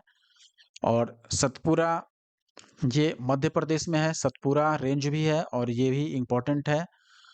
फिर पक्के या पाखुई अरुणाचल प्रदेश में है। अन्नामलाई काफ़ी इम्पोर्टेंट है। अन्नामलाई तमिलनाडु में है, तो मैं मार्क कर देता हूँ अन्नामलाई को, ये तमिलनाडु में है। अब आ गया आपके पास उदंती और सीता नदी, ये दोनों ही छत्तीसगढ़ में है। सतकोसिया उड़ीसा में है। काजीरंगा इंपॉर्टेंट है, काजीरंगा असम में है दोस्तों। और ये हमने शुरू में ही देखा था। अचान कमार ये छत्तीसगढ़ में है। काली कर्नाटक में है। संजय दुबरी मध्य प्रदेश में है। मुद्दुमलाई तमिलनाडु में है। मुद्दुमलाई भी इंपॉर्टेंट है, याद रखिए। साउथ के नाम में कई बार लोग कंफ्यूज होते हैं कि केरल में है या तमिलनाडु में है या कर्नाटक में है। फिर है आपके पास अमानगढ़ उत्तर प्रदेश में। नेक्स्ट जो है नागरहोल, ये भी इंपॉर्टेंट है, कर्नाटक में है। नेक्स्ट है आपके पास दोस्तों यहाँ पर पराम्बिकुलम केरल में है। सह्याद्री इंपॉर्टेंट है, महाराष्ट्र में है। सह्याद्री पश्चिमी घाट का हिस्सा है। कावल जो है ये तेलंगाना में है। और बिलीगिरी रंगनाथ मंदिर ये कर्नाटक में है। बिलीगिरी रंगनाथ मंदिर कर्नाटक में है। सत्यमंगलम तमिलनाडु में है। मुकुंद्रा हिल्स राजस्थान में है, इंपॉर्टेंट है। मुकुंद्रा हिल्स राजस्थान में है। नवेगांव नागजीरा महाराष्ट्र में है। नवेगांव नागजीरा महाराष्ट्र में। पीलीभीत यूपी में है। बोर महाराष्ट्र में है। राजाजी नेशनल पार्क या फिर राजाजी टाइगर रिजर्व ये उत्तराखंड में है। ओरैंग, ओरैंग, ओरंग भी हिंदी में लिखा गया है, ओरैंग आप ऐसे समझ सकते हैं। ये कहाँ पर है? असम में, इंपॉर्टेंट है। कामलांग अरुणाचल प्रदेश में है। और आप देखिएगा यहाँ पर दोस्तों श्री विल्लीपुथुर मेघामलाई तमिलनाडु में है, रामगढ़ विषधारी राजस्थान, रानीपुर उत्तर प्रदेश, रानीपुर याद रखिए बिहार के आसपास वाले, वीरांगना दुर्गावती मध्य प्रदेश में है, धौलपुर करौली टाइगर रिजर्व राजस्थान में है, गुरु घासीदास काफी इंपॉर्टेंट है, गुरु घासीदास तमोर पिंगला छत्तीसगढ़ में है, रातापानी कहाँ पर है, मध्य प्रदेश में, और माधव भी कहाँ पर है, मध्य प्रदेश में। इसके बाद पर्यावरण से संबंधित कुछ दिवस आपको याद रखने हैं जो कई बार पूछे जाते हैं, जैसे विश्व पर्यावरण दिवस, ये 5 जून को मनाया जाता है। विश्व वानिकी दिवस, तो ये 21 मार्च को विश्व वानिकी दिवस, जो हमने इंटरनेशनल डे ऑफ फॉरेस्ट देखा था, जिसका थीम हमने देखा था अभी वन और भोजन, तो मैंने बताया भी था कि विश्व वानिकी दिवस जो होता है वो 21 मार्च को मनाया जाता है। और राष्ट्रीय पर्यावास दिवस, देखिए पर्यावरण दिवस 5 जून को, और विश्व पर्यावास दिवस, मैंने राष्ट्रीय बोल दिया था लेकिन विश्व है, ध्यान दीजिएगा, विश्व पर्यावास दिवस अक्टूबर का पहला सोमवार को मनाया जाता है। फिर विश्व ओजोन दिवस, बहुत बार ये पूछा गया है, वर्ल्ड ओजोन डे 16 सितंबर को मनाया जाता है। अर्थ डे 22 अप्रैल को मनाया जाता है। विश्व शौचालय दिवस 19 नवंबर को मनाया जाता है। और विश्व जल दिवस काफी इंपॉर्टेंट है, तो ये विश्व वानिकी दिवस के ठीक अगले दिन यानी विश्व वानिकी दिवस 21 मार्च को, और विश्व जल दिवस 22 मार्च को, और विश्व तंबाकू निषेध दिवस ये 31 मई को, और फिर आपके पास आ जाता है विश्व वन्य जीव दिवस, ये 3 मार्च को मनाया जाता है। फिर अगला है आपके पास, अब क्वेश्चन है इसके बाद, भारत के किस राज्य में वन्य जीव अभयारण्य की संख्या सबसे अधिक है? दोस्तों महाराष्ट्र में सबसे अधिक है। फिर देखिएगा दोस्तों, केंद्र शासित क्षेत्र अंडमान निकोबार में सबसे अधिक 96 वन्य जीव अभयारण्य है। तो यहाँ पर राज्य की बात की गई थी इसलिए महाराष्ट्र को आंसर लगाया गया। अगर राज्य या केंद्र शासित प्रदेश दोनों रहता फिर अंडमान निकोबार को हम सही आंसर मानते। है दोस्तों, भारत की पहली डॉल्फिन वेधशाला कहाँ बनाई जा रही है? दोस्तों पहला डॉल्फिन अभयारण्य जो है वो बिहार में विक्रमशिला डॉल्फिन अभयारण्य बनाया गया है, जिसका जो स्थित है भागलपुर जिले में। तो बिहार के भागलपुर में है। ये ऐसे भी पूछा जा सकता है कि बिहार के किस जिले में भारत का पहला डॉल्फिन अभयारण्य बनाया गया है? नाम है विक्रमशिला और ये भागलपुर में स्थित है। अगला सवाल है, सुल्तानपुर राष्ट्रीय उद्यान कहाँ पर है? सुल्तानपुर दोस्तों गुरुग्राम हरियाणा में है, और ये बहुत बार पूछा गया है।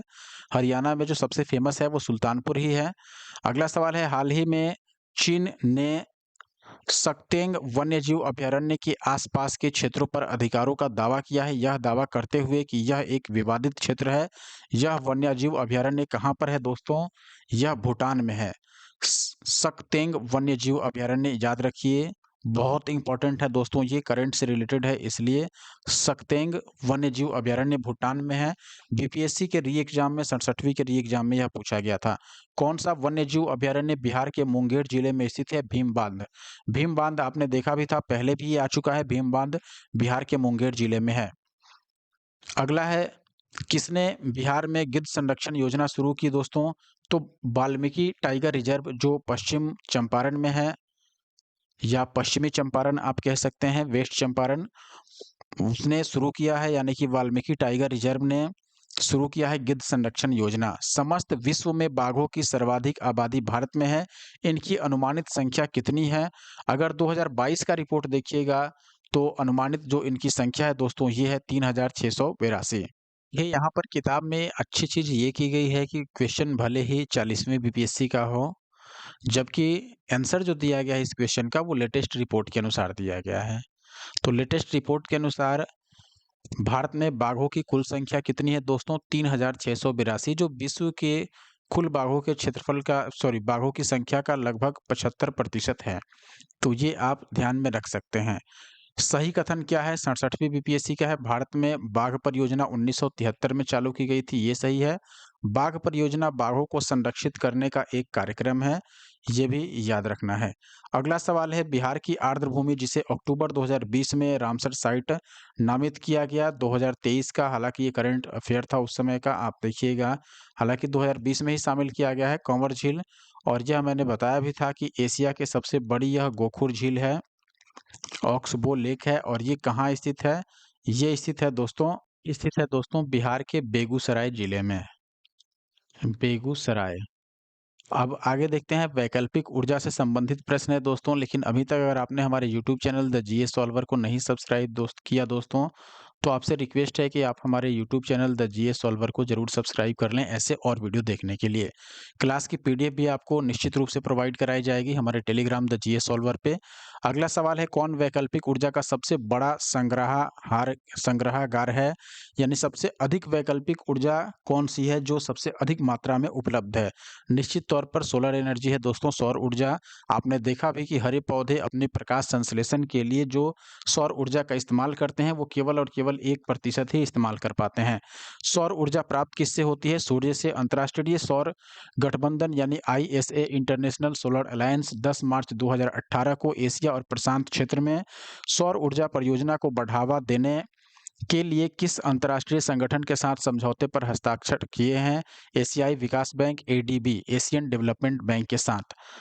अब अगला सवाल आपके लिए एक क्वेश्चन है दोस्तों कि अंतर्राष्ट्रीय सौर गठबंधन आईएसए, इसका हेडक्वार्टर कहाँ है? ये आपको बताना है। 100% सौर संचालित स्वास्थ्य केंद्र वाला कौन सा जिला भारत का पहला जिला बन गया है जहां 100% सौर संचालित स्वास्थ्य केंद्र है? तो ये है सूरत, जो कि गुजरात का जिला है। यह स्मार्ट शहर दिन में 100% नवीकरणीय ऊर्जा पर चलने वाला भारत का पहला शहर बन गया है। तो भारत का कौन सा पहला शहर है जो पूरे दिन 100% नवीकरणीय ऊर्जा पर चलता है? ये है दीव। दमन और दीव आपने नाम सुना होगा। नेक्स्ट है, अगस्त 2018 में एटीएफ के रूप में बायोफ्यूल का प्रयोग करने वाली प्रथम भारतीय विमानन कंपनी कौन सी है? दोस्तों, स्पाइस जेट, जिन्होंने एटीएफ के रूप में बायोफ्यूल का इस्तेमाल किया है।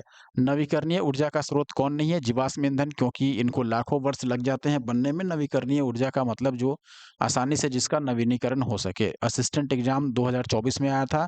फिर ऊर्जा के स्रोत जो कार्बन उत्सर्जन में वृद्धि नहीं करते हैं, इसमें कौन शामिल है? जो कार्बन नहीं उत्पन्न करता है यानी पॉल्यूशन नहीं फैलाता है। सोलर सेल है, इसमें पवन चक्कियां हैं, नाभिकीय ऊर्जा संयंत्र हैं। इन सब में कार्बन पॉल्यूशन के रूप में नहीं फैलता है। पॉल्यूशन के बारे में हमें पढ़ना है। गाड़ियों के एग्जॉस्ट यानी कि एग्जॉस्ट से निकलने वाला प्रमुख प्रदूषक है। जो गाड़ियों का एग्जॉस्ट होता है जिसमें से धुआं के रूप में जो निकलता है, उसमें सबसे मेन जो होता है वो कार्बन मोनोऑक्साइड होता है, जो हमारे हवा को बहुत ही बुरे तरीके से प्रदूषित करता है। सीएनजी का मुख्य घटक है दोस्तों methane, CH4 CNG compressed natural gas आपने जरूर सुना होगा। अब तो ये फ्यूल के रूप में इस्तेमाल होती है।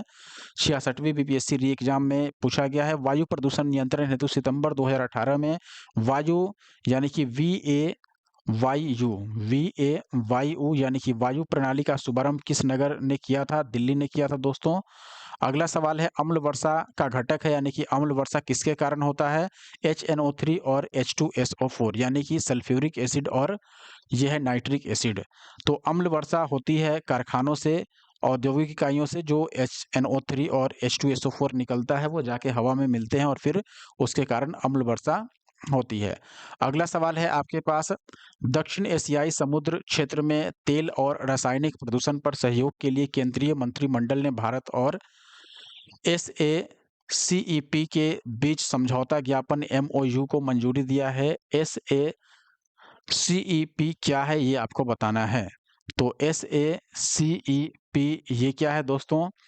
ये है दक्षिण एशिया सहकारी पर्यावरण कार्यक्रम। तो ये याद रखना है। वायुमंडल में मुख्य ग्रीन हाउस गैस कौन नहीं है? हाइड्रोजन ग्रीन हाउस गैस नहीं है। ग्रीन हाउस गैसों में आपका CO2 आता है और फिर इसमें नाइट्रोजन भी आता है, CH4 भी आता है। प्रत्येक कोशीय स्तर पर गैर अपघटनीय रसायनों के लगातार रासायनिक संचय की क्रिया को किस नाम से जानते हैं दोस्तों? जैविक आवर्धन के रूप में। जो प्रत्येक कोशीय स्तर पर गैर अपघटनीय रसायनों का रासायनिक संचय होता है उसको कहा जाता है जैविक आवर्धन। अगला सवाल जो है आपके पास TRE 2023 का है दोस्तों, मेथेमोग्लोबिनेमिया। इससे दूषित पानी पीने के कारण होता है नाइट्रेट, यानी नाइट्रेट से जो पानी दूषित हो जाता है, पोल्यूटेड हो जाता है नाइट्रेट के कारण, उसको पीने से ये होता है बीमारी मेथेमोग्लोबिनेमिया। गैस जो लैंडफिल से उत्पन्न होता है दोस्तों वो है मीथेन। पर्यावरण में प्लास्टिक डैश की क्रिया द्वारा विघटित नहीं होता है, यानी कि जीवाणु, मृतोपजीवी और परजीवी, इनके कारण से आपने देखा होगा कि जो जैविक पदार्थ होता है या जैविक जो अवशेष होते हैं या अपशिष्ट पदार्थ होते हैं जो जीवों द्वारा फैलाए जाते हैं या जीवों के जो अपशिष्ट होते हैं वो जीवाणु, मृतोपजीवी और परजीवियों द्वारा उसका अपघटन कर दिया जाता है और वो फिर मिट्टी में मिल जाते हैं।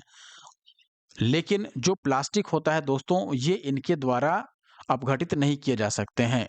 कंपोस्टेबल नहीं है ये या बायोडिग्रेडेबल नहीं है ये। बायोडिग्रेडेबल का मतलब इनके द्वारा उसको डिग्रेड कर देना, विघटित कर देना, लेकिन प्लास्टिक ऐसा नहीं होता है, इसलिए नो प्लास्टिक को करके या प्लास्टिक कम यूज करके कई सारी सरकार की योजनाएं भी आती रहती हैं कि प्लास्टिक इस्तेमाल नहीं कीजिए। अगला सवाल है SO2 प्रदूषण का संकेत मिलता है लाइकेन द्वारा। देखिए जहां भी SO2 अधिक हो जाता है, सल्फर के ऑक्साइड अधिक हो जाते हैं, तो लाइकेन से ये पता चल जाता है कि यहाँ पर सल्फर के ऑक्साइड अधिक हैं। तो इसीलिए लाइकेन को प्रदूषण का संकेतक भी कहा जाता है। निम्नलिखित में से द्वितीयक प्रदूषक कौन है? PAN और ओजोन। अब यहाँ पर देखिए विभिन्न प्रोटोकॉल और कन्वेंशन बहुत इंपॉर्टेंट है, याद रखना है, ये बहुत बार पूछे जाते हैं। जैसे रामसर कन्वेंशन, ये आर्द्रभूमि संरक्षण से संबंधित काम करता है। स्टॉकहोम सम्मेलन, ये मानव पर्यावरण पर पहला वैश्विक सम्मेलन था जो 1972 में आयोजित किया गया था। 1973 में साइट्स करके यानी कि CITES करके एक कन्वेंशन हुआ था लुप्तप्राय प्रजातियों के व्यापार पर नियंत्रण करने के लिए। खासकर लुप्तप्राय जो प्रजाति होते हैं उनको खरीद बिक्री काफ़ी महंगे दामों पर होती है, तो उस पर रोक लगाने के लिए, उसको कंट्रोल करने के लिए ये आपका कन्वेंशन या सम्मेलन किया गया था।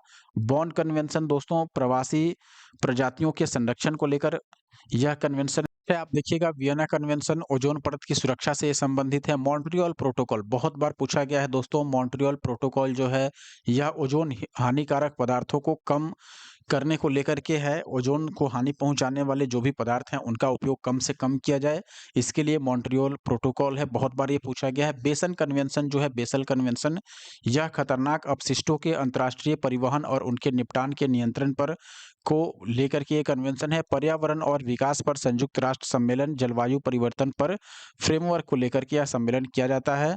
फिर जैव विविधता कन्वेंशन CBD, ये है जैव विविधता संरक्षण से संबंधित। रियो सम्मेलन इंपॉर्टेंट है, पर्यावरण और विकास पर संयुक्त राष्ट्र सम्मेलन, यह रियो सम्मेलन हुआ था 1992 में। UNCCD मरुस्थलीकरण से निपटना।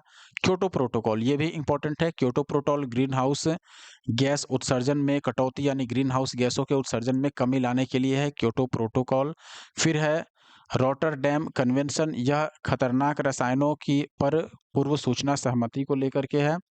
फिर है कार्टाजेना प्रोटोकॉल जैव सुरक्षा के तहत, जो कि CBT में है, जैव सुरक्षा CBD यानी कि जैव विविधता कन्वेंशन के लिए। फिर स्टॉकहोम कन्वेंशन स्थायी जैविक प्रदूषकों पर नियंत्रण करने के लिए स्टॉकहोम कन्वेंशन किया गया था। जोहान्सबर्ग सम्मेलन, यह सतत विकास पर विश्व शिखर सम्मेलन है। फिर नागोया प्रोटोकॉल है जो कि आनुवांशिक संसाधनों पर न्याय संगत लाभ साझा करना। और Rio+20 सम्मेलन, यह सतत विकास पर संयुक्त राष्ट्र का सम्मेलन था। मिनामाटा कन्वेंशन पारा प्रदूषण पर नियंत्रण को लेकर, और सतत विकास शिखर सम्मेलन सतत विकास लक्ष्यों यानी SDG सस्टेनेबल डेवलपमेंट गोल्स को अपनाने को लेकर। पेरिस समझौता, ये जलवायु परिवर्तन के विरुद्ध वैश्विक कार्रवाई थी। फिर आप देखिएगा किगाली संशोधन इंपॉर्टेंट है, HFC की चरणबद्ध कमी हेतु मॉन्ट्रियल प्रोटोकॉल के तहत ही यह है। फिर आपके पास है COP24 यानी कि कोटो 22, यह UNFCCC के तहत पेरिस रूल बुक यानी पेरिस रूल बुक का एक अंगीकरण हुआ यह। फिर मैड्रिड COP25, ये सम्मेलन UNFCCC के तहत ही था। और ऐसे ही COP27, यह सम्मेलन जलवायु वित्त और अनुकूलन फोकस को लेकर। पर्यावरण संरक्षण से संबंधित जो पुरस्कार दिए जाते हैं उसके बारे में हम देखते हैं। पहला है इंदिरा गांधी पर्यावरण पुरस्कार, भारत सरकार द्वारा पर्यावरण संरक्षण में विशेष योगदान के लिए यह दिया जाता है। अमृता देवी बिश्नोई वन्य सुरक्षा पुरस्कार, वन्य जीव संरक्षण में महत्वपूर्ण योगदान के लिए व्यक्तियों या संगठनों को सम्मानित करने के लिए अमृता देवी बिश्नोई वन्य जीव सुरक्षा पुरस्कार दिया जाता है। नेक्स्ट है आपके पास राजीव गांधी वन्य जीव संरक्षण पुरस्कार, यह वन्य जीव संरक्षण से संबंधित पुरस्कार है। डॉक्टर सलीम अली राष्ट्रीय वन्य जीव फेलोशिप पुरस्कार, यह दिया जाता है वन्य जीव संरक्षण और अनुसंधान में विशेष योगदान के लिए मरुस्थल पारिस्थितिकी फेलोशिप पुरस्कार, मरुस्थल पारिस्थितिकी में अध्ययन और शोध को प्रोत्साहित करने के लिए यह पुरस्कार दिया जाता है। नेक्स्ट है राष्ट्रीय फेलोशिप पर्यावरण विज्ञान और जैव विविधता, यह दिया जाता है दोस्तों पर्यावरण विज्ञान और जैव विविधता के क्षेत्र में महत्वपूर्ण अनुसंधान और विकास योगदानों के लिए। नेक्स्ट है आपके पास UNEP champions of the earth, संयुक्त राष्ट्र पर्यावरण कार्यक्रम यानी कि UNEP United Nation environment programme द्वारा विश्व भर में पर्यावरण संरक्षण में महत्वपूर्ण योगदान करने वाले लोगों को यह पुरस्कार दिया जाता है। गोल्डमैन इन्वायरमेंटल प्राइज यह दिया जाता है विश्व भर के जमीनी स्तर के पर्यावरण कार्यकर्ताओं को सम्मानित करने के लिए। ग्लोबल 500 यह दिया जाता है संयुक्त राष्ट्र पर्यावरण कार्यक्रम द्वारा महत्वपूर्ण पर्यावरणीय कार्य के लिए। टाइलर पुरस्कार पर्यावरण सुरक्षा एवं पारिस्थितिकी क्षेत्र में उल्लेखनीय योगदान हेतु दिया जाता है। बोरलॉग पुरस्कार बहुत इंपॉर्टेंट है, कृषि एवं पर्यावरण क्षेत्र में यह दिया जाता है। अब है यहाँ पर पर्यावरण से संबंधित विभिन्न शब्द और उनसे संबंधित व्यक्ति कौन है। जैसे यहाँ पर देखिए हरित विकास ग्रीन डेवलपमेंट, तो डब्ल्यू एडम्स हैं, इससे रिलेटेड। प्राकृतिक खेती नेचुरल फार्मिंग जो है इससे संबंधित व्यक्ति हैं मसानोबु फुकुओआ। पारिस्थितिकी तंत्र इकोसिस्टम, इससे रिलेटेड व्यक्ति हैं कौन, एजी टेंसले। फिर है पारिस्थितिकी या पारिस्थितिक निश, जोसेफ ग्रीनेल। ग्रीन हाउस गैसों से रिलेटेड हैं जोसेफ फूरियर। और जैव विविधता इससे रिलेटेड व्यक्ति हैं आपके पास वाल्टर जी रोसेन। और बायोस्फीयर से रिलेटेड हैं एडुआर्ड सुएस। और इकोटोन इससे रिलेटेड हैं एफी क्लेमेंट्स। तो ये याद रखना है। इसके बाद जो है ये काफ़ी इम्पोर्टेंट है, खासकर किसी भी स्टेट पीसीएस के एग्जाम को लेकर या कोई भी वनडे एग्जाम होता है उसमें ऐसे क्वेश्चन जरूर पूछे जाते हैं। आप देखिए जैसे सबसे पहला है यहाँ पर आंदोलन जो पर्यावरणीय आंदोलन है और यहाँ पर उसका विवरण है, उससे संबंधित व्यक्ति हैं। चिपको आंदोलन के जो प्रमुख नेतृत्वकर्ता थे वो सुंदरलाल बहुगुणा थे। चिपको आंदोलन इन्होंने पेड़ काटने के लिए, जो वनों की कटाई चल रही थी तो पेड़ को पकड़ के चिपक जाना उससे कि नहीं भाई पेड़ नहीं काटना है तो पहले हमें काटना है, इसको लेकर के। और इन्होंने ऐसे करके बहुत ही अच्छा काम किया और उस समय बहुत ही यह प्रतिष्ठित कार्य था दोस्तों, पेड़ों की सुरक्षा करना। वनों की सुरक्षा के लिए ये लोग पेड़ से चिपक गए थे। इसके नेतृत्व करता थे सुंदरलाल बहुगुणा जी। अपिको आंदोलन पांडुरंग हेगड़े ने पश्चिम घाटों में वनों की रक्षा के लिए इस आंदोलन की शुरुआत की थी। अपिको आंदोलन की शुरुआत किसने की थी, पांडुरंग हेगड़े। इन्होंने पश्चिमी घाट में वनों की रक्षा के लिए यह आंदोलन किया था।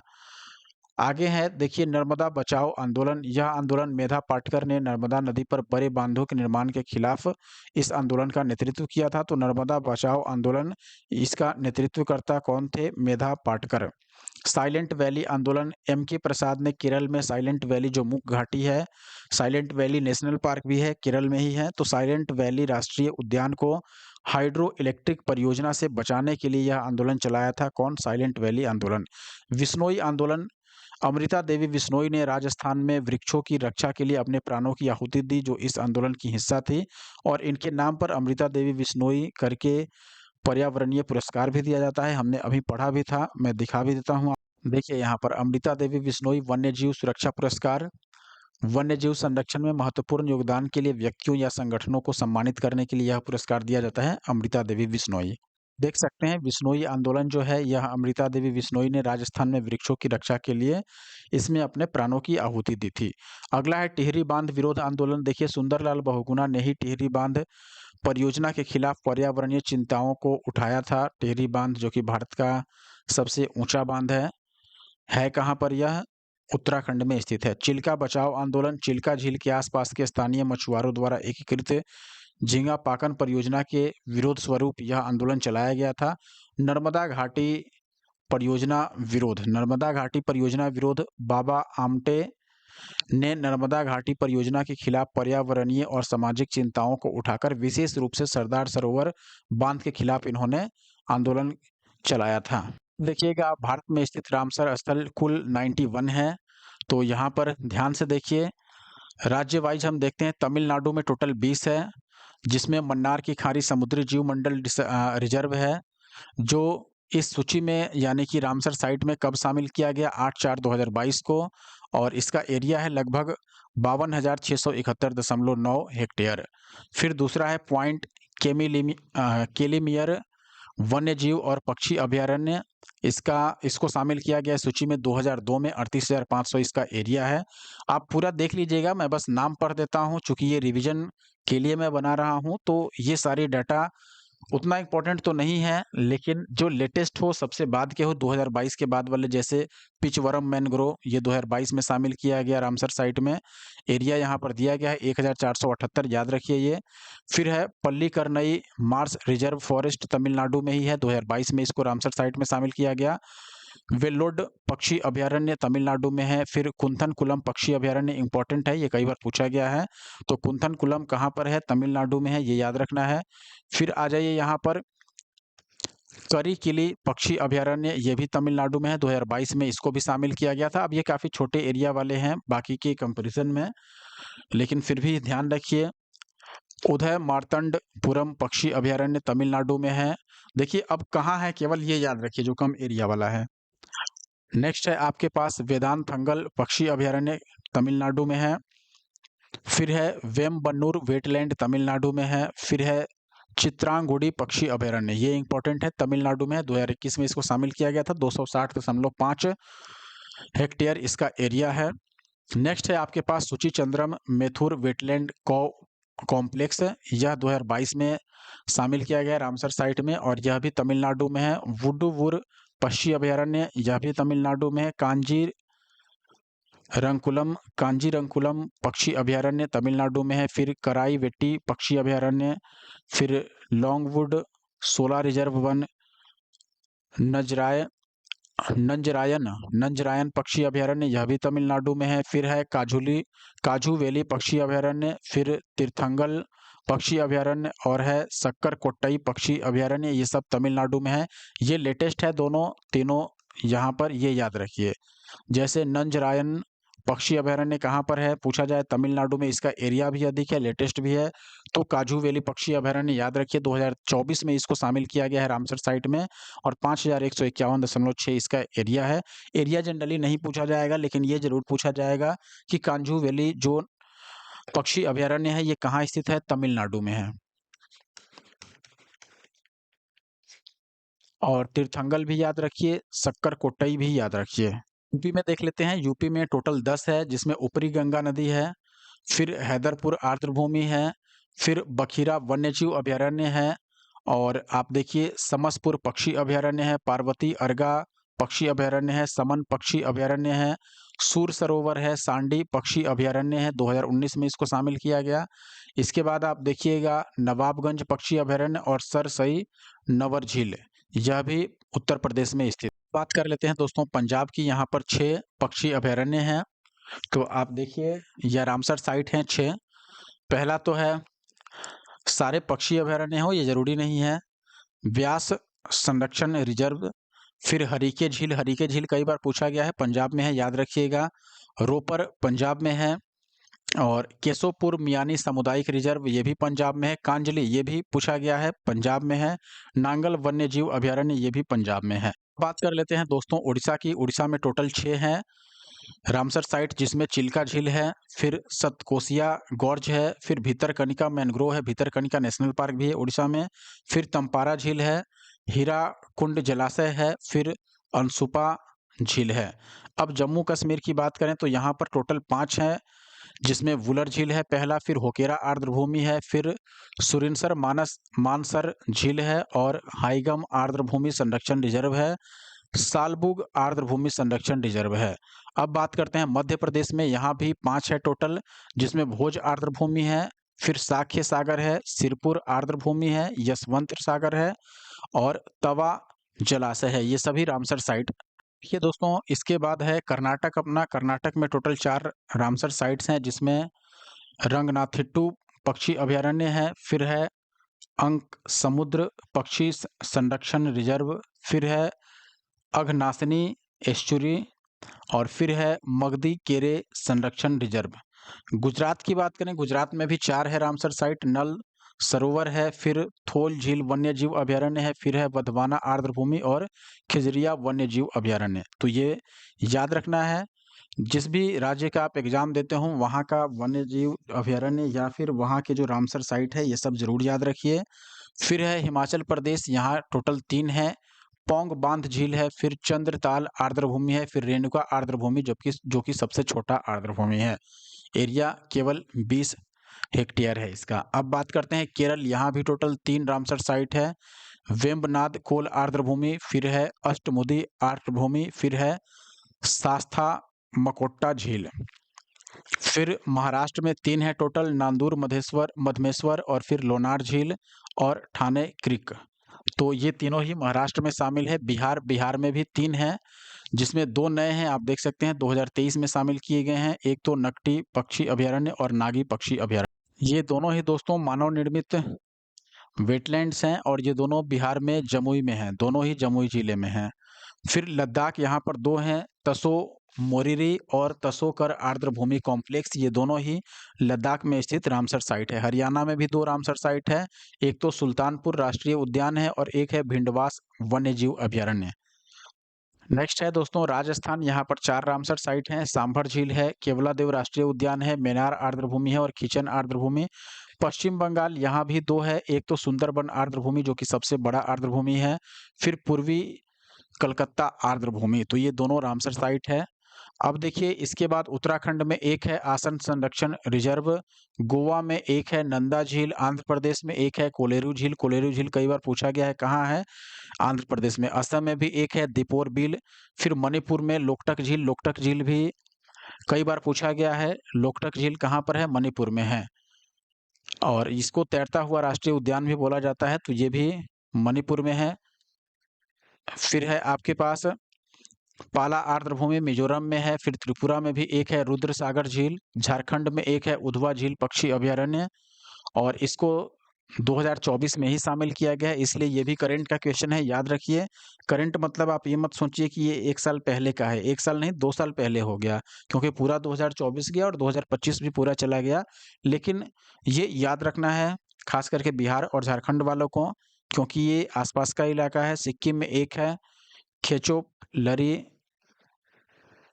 आर्द्रभूमि, ये भी नया है, 2024 में ही शामिल किया गया है, तो सिक्किम में एकमात्र रामसर साइट याद रखिए खेचोपलरी आर्द्रभूमि। ये दोस्तों जैव विविधता संरक्षण के विभिन्न तरीके हम देख लेते हैं, इसमें केवल 1-2 तरीके ही हैं। लेकिन इससे पहले दोस्तों अगर आप अभी तक वीडियो देख रहे हैं, लेकिन आपने हमारे YouTube channel the GS solver को सब्सक्राइब नहीं किया है, तो आपसे रिक्वेस्ट होगा दोस्तों ऐसे और वीडियो देखने के लिए आप हमारे YouTube channel the GS solver को सब्सक्राइब ज़रूर कर लें। और इस वीडियो को दोस्तों अगर आपने लाइक नहीं किया है तो लाइक कर दीजिए, साथ में कमेंट भी किया कीजिए और शेयर तो ज़रूर कीजिए। और साथ ही साथ अगर आपको क्लास की पीडीएफ चाहिए तो आप हमारे टेलीग्राम द जीएस सॉल्वर को टेलीग्राम जो चैनल है उसको ज्वाइन कर सकते हैं आप। अब देखिए आगे है आपके पास जैव विविधता संरक्षण के विभिन्न तरीके, जिसमें पहला है इन सीटू संरक्षण जो स्वस्थानीय संरक्षण भी कहलाता है। इसमें राष्ट्रीय उद्यानों, वन्यजीव अभयारण्यों, बायो रिजर्वों, फिर पवित्र उपवनों, प्राकृतिक आवासों, संरक्षित वन क्षेत्रों, समुद्री संरक्षित क्षेत्रों, जैव विविधता विरासत स्थलों, पारंपरिक कृषि प्रणालियों और मछली अभयारण्यों सहित उनके प्राकृतिक आवासों में प्रजातियों को संरक्षित करना शामिल किया गया है। तो ये काफ़ी महत्वपूर्ण है। और नेक्स्ट जो है अपने पास पूर्वीय स्थानीय संरक्षण, जिसको बाह्य स्थानीय संरक्षण भी कहा जाता है। देखो इन सिटू यानी कि स्वस्थानीय और पूर्वीय स्थानीय का मतलब हो गया बाह्य स्थानीय, दोनों एक ही चीज है, समझने का बस अंतर है। इसमें प्रजातियों को उनके प्राकृतिक आवास के बाहर संरक्षित करना शामिल किया जाता है, जैसे कि बीज बैंक, फिर जीन बैंक, पराग बैंक, उत्तक संवर्धन, भ्रूण संरक्षण, कृत्रिम गर्भाधान, क्लोनिंग, वनस्पति उद्यान, प्राणी उद्यान, जीवाश्म पार्क, डीएनए बैंक भी इसमें शामिल है, फील्ड जीन बैंक और इन विट्रो संरक्षण भी इसमें शामिल है। लास्ट पेज है दोस्तों अपने पास एनवायरनमेंट का, आप देखिएगा। इसके बाद एसडीजी के बारे में हमें देखना है, सस्टेनेबल डेवलपमेंट गोल्स, सतत विकास लक्ष्य। इसकी जो संख्या है वो टोटल 17 है, जिसमें से सबसे पहला है दोस्तों गरीबी की समाप्ति, दूसरा है भूखमरी से मुक्ति, तीसरा है लोगों के लिए स्वास्थ्य और आरोग्यता। हालांकि इसको थोड़ा साफ शब्दों में लिखा गया है, अगर आप देखिएगा बिल्कुल जो डिपार्टमेंटल लैंग्वेज है तो ये थोड़ा अलग तरीके से लिखा जाता है, लेकिन आप इससे भी समझ पाएंगे। जैसे चौथा है गुणवत्ता परक शिक्षा यानी क्वालिटी एजुकेशन, फिर लैंगिक समानता, यानी जेंडर इक्वलिटी। फिर है आपके पास सिक्स्थ में स्वच्छ जल एवं स्वच्छता, यानी clean and clean water and sanitation आप कह सकते हैं। किफ़ायती और स्वच्छ ऊर्जा सातवां है, यानी कि अफोर्डेबल एंड क्लीन एनर्जी। उत्कृष्ट कार्य और आर्थिक वृद्धि ये आठवां है, यानी decent work and economic growth. इसके बाद नाइन्थ है आपके पास उद्योग नवाचार और बुनियादी ढांचे का विकास। दसवां है असमानताओं में कमी, यानी कि रिड्यूस्ड इनइक्वालिटीज। 11th है आपके पास धारणीय शहरी और सामुदायिक विकास। 12वां है आपके पास जिम्मेदारी के साथ उपभोग और उत्पादन। 13वां है जलवायु कार्रवाई, काफ़ी इंपॉर्टेंट है दोस्तों, जो 13 है क्लाइमेट एक्शन। 14वां है जलीय जीवों की सुरक्षा, यानी जल में जीवन। इसको बोला जाता है, अगर आप देखिएगा तो जल में जीवन यानी लाइफ बिलो वाटर। फिर 15th है स्थलीय जीवों की सुरक्षा, यानी स्थल पर जीवन, लाइफ ऑन लैंड, इसको बोला जाता है। 16th है शांति न्याय और सशक्त संस्थाएं, यानी कि piece justice and strong institutions. लक्ष्यों के लिए भागीदारी आखिरी है, यानी पार्टनरशिप फॉर द गोल्स। ये 17th आपका टारगेट है या गोल है इसका एसडीजी के अंतर्गत। तो 17 लक्ष्य इसके बनाए गए हैं। अब मिसलेनियस हम लास्ट में करते हैं और इसके बाद ये आखिरी पेज है और इसके बाद हम पर्यावरण को पूरा खत्म कर लेंगे। यानी पर्यावरण से रिलेटेड जितने भी क्वेश्चन बीपीएससी ने पूछे हैं, चाहे वह बीपीएससी प्री का एग्जाम हो, असिस्टेंट हो, एएसओ हो, सीडीपीओ हो या फिर टीआरई का एग्जाम हो, उन सभी के पीवाईक्यू हमने कवर कर लिए हैं। आगे है आपके पास मिसलेनियस में पहला है 5 राइनो श्रेणी के राष्ट्र जिन्होंने एक घोषणा पत्र the new Delhi declaration on Asian rhinos 2019 पर हस्ताक्षर किए हैं। इसमें भारत, नेपाल, मलेशिया, इंडोनेशिया और पांचवा कौन है? भूटान। तो 5 राइनो श्रेणी के राष्ट्र हैं ये, जिसमें भारत है, नेपाल है, मलेशिया है, इंडोनेशिया है और भूटान है। अंटार्कटिका में भारत के तृतीय शोध केंद्र का क्या नाम है दोस्तों? भारती। जो तीसरा शोध केंद्र है अंटार्कटिका में उसका नाम है भारती। ये बिहार राज्य में मौजूद यूनेस्को विश्व धरोहर स्थल है। इसमें महाबोधि विहार है, फिर नालंदा में बौद्ध मठ जिसको नालंदा महाविहार कहा जाता है, ये है। यहाँ पर आपको मिलान करना है। एक तरफ है यहाँ पर अलग-अलग प्रकार की जो किरणें हैं, या जैसे किरणों के साथ में और भी चीज़ें लिखी हुई हैं, यहाँ पर उसके क्या कारण है, या यहाँ पर जो भी एक्शन दिया गया है उसका यहाँ कारण क्या है ये बताना है। जैसे त्वचा कैंसर ये फैलता है पराबैंगनी किरणों से जो सूर्य के प्रकाश में रहती हैं, सूर्य से निकलती हैं। और फिर ध्वनि प्रदूषण डेसिबल से होता है या डेसिबल में इसको मापा जाता है। वैश्विक तापन कार्बन डाइऑक्साइड के कारण ये बढ़ता है, वैश्विक तापन जिसको हम ग्लोबल वार्मिंग बोलते हैं। फिर ओजोन छिद्र ये क्लोरोफ्लोरोकार्बन के कारण, यानी कि सीएफसी क्लोरोफ्लोरोकार्बन के कारण इसका क्षय होता है। अब अगला सवाल है आपके पास, हाल ही में कितने भारतीय समुद्र तटों को ब्लू फ्लैग सर्टिफिकेशन के लिए अनुशंसित किया गया है? अब देखिए यहाँ पर 24-25 का रिपोर्ट दे दिया गया है, यानी कि बिल्कुल लेटेस्ट रिपोर्ट। अगर ये पूछ लिया जाए आज के समय में आपसे कि भारतीय समुद्र तटों को ब्लू फ्लैग जो सर्टिफिकेशन मिलता है, वो टोटल कितने ब्लू फ्लैग सर्टिफिकेशन दिए गए हैं? तो टोटल 13 हैं। उस समय 8 थे, लेकिन अभी टोटल कितने हैं? 13 हैं। पहला तैरता हुआ सौर संयंत्र बिहार में कहाँ बना? दरभंगा में, कदीराबाद में। 2023 टीआरई का क्वेश्चन है, किस देश ने सेनेगल के साथ कॉप 27 के दौरान इंटरनेशनल ड्रॉट रेसिलियंस अलायंस शुरू किया? ये स्पेन ने किया दोस्तों। अब नेक्स्ट देखिए, यहाँ पर इसके पास उच्च ऊर्जा स्तर और छोटा तरंगदैर्घ्य है। देखिए पराबैंगनी विकिरण जो होता है इसके पास तरंगदैर्घ्य छोटा होता है लेकिन ऊर्जा स्तर अधिक होता है। जनसंख्या की वहन क्षमता निर्धारित होती है किस पर? सीमित संसाधनों के द्वारा, यानी कि सीमित संसाधन के द्वारा ही जनसंख्या की वहन क्षमता निर्धारित की जाती है। अगला है चिपको आंदोलन की को मजबूती मिली किसके नेतृत्व में? चिपको आंदोलन किया था सुंदरलाल बहुगुणा जी ने अपने नेतृत्व में। फिर भारत सरकार द्वारा पर्यावरण और वन की सुरक्षा के लिए एनजीटी यानी नेशनल ग्रीन ट्रिब्यूनल की स्थापना कब की गई? 2010 में की गई। नेक्स्ट है हिमालयन यू नामक औषधीय पौधा भारत में इन प्रांतों में पाया जाता है। देखिए भारत में यह हिमाचल प्रदेश में और अरुणाचल प्रदेश में पाया जाता है, हिमालयन यू नामक औषधीय पौधा।